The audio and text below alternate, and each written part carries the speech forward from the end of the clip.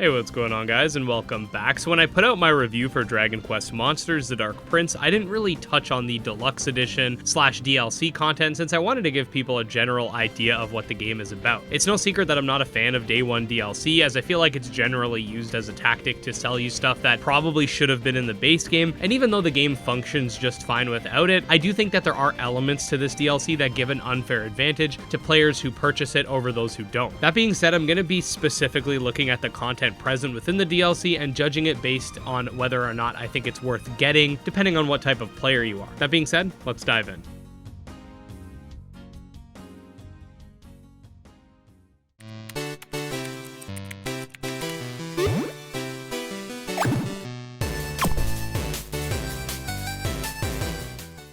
Okay, so the DLC can be broken down into 4 parts, those being the mole hole, the mimic rewards chest, the Coach Joe's dungeon, and cosmetics. Cosmetics are pretty straightforward. There's a few different outfits that you can add to your character as a result of this DLC, which again, I will say I would rather there have been some unlockable outfits instead of just outfits that you could buy. Unless I've missed something, I don't think there's any unlockable outfits in this game, but it would have been cool if they had some various milestone outfits, like for getting certain monsters captured, beating the game, etc. That said, the cosmetics are cool. I've definitely been using them, so take with that what you will. Next up, we got the paddock add-ons, which give you various bonuses in the paddock area. This is a space that allows you to interact with your monsters in the overworld and has 3 major parts to it. First up, and the most useful of the 3, at least in my opinion, is the mole hole, which I cannot understate how powerful this is. Basically, this gives you access to areas that correspond with monster rank or size if you've unlocked everything, and basically will be filled with all of the monsters that you've owned up to that point. This includes monsters only available through eggs and synthesis, so you can kind of see where I'm going with this. If you need multiple high rank and complex monsters for certain fusion combinations, you can literally scout the same monsters that you fused already, or maybe that you just want doubles of. This place provides a very high rate for large monsters as well, and there's even a large monster exclusive area once you've unlocked it, meaning that you can get large monsters more easily if that's something you're looking for. This is one of those things that if you are trying to get into the competitive scene of the game,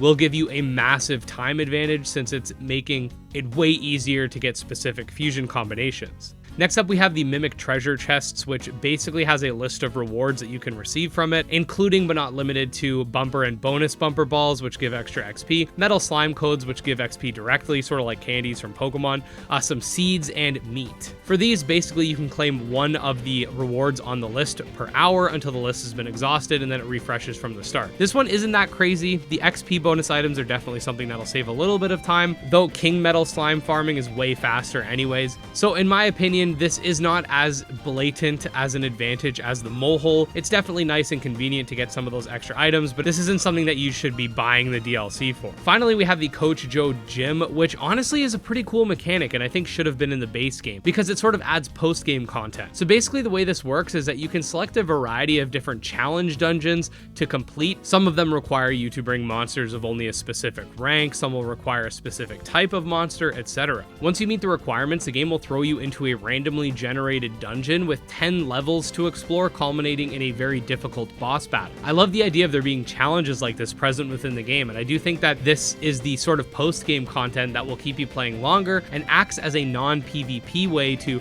sort of challenge yourself if you're not trying to go up against all the crazy meta builds that exist. All in all, I want to say that the deluxe content is good. However, again, I'm just not a big fan of this Day 1 DLC stuff. I purchased it since I'm a YouTuber and felt like it would help with my Let's Play, and I also thought it'd be fun to review it for you guys, but I could totally understand if somebody doesn't want to support this type of practice. It's kind of a catch-22 for me as well, because I want to see more Dragon Quest Monsters games come to the West, because honestly, if you can get over the few issues that this game has, like some performance hiccups and a pretty surface level story, though even though I never played Dragon Quest IV, I think all of the references are pretty cool. But honestly, this is a really good game, and it's probably my favorite monster taming game of the year. I don't want to tell people not to support the game, but at the same time, I can understand if at the very least you don't want to support Day 1 DLC, because it's a type of content that they worked on alongside the game rather than something they're adding on later. However you feel about it, I do feel like the DLC is something that you're pretty much going to need if you're going to get into the competitive scene, and it also adds some post-game content and some extra outfits.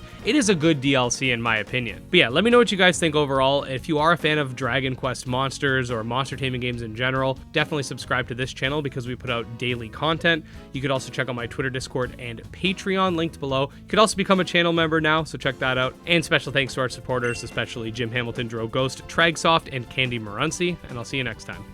Peace.